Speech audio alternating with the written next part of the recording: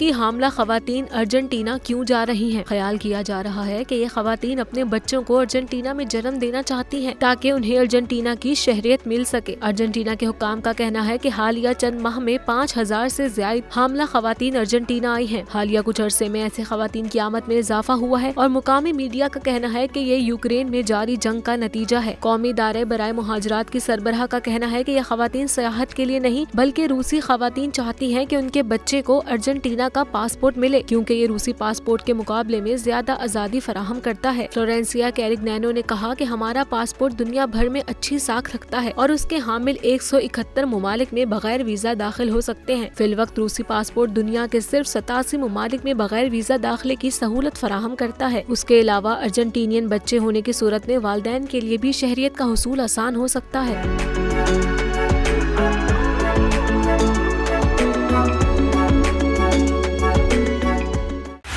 बोल उड़ाएगा सबका होश, भूल जाएंगे सब अपना जोश।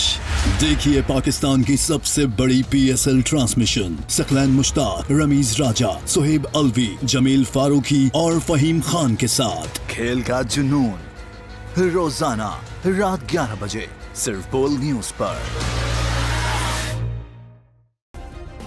सब्सक्राइब करें और बेल दबाएं ताकि कोई खबर रह न जाए।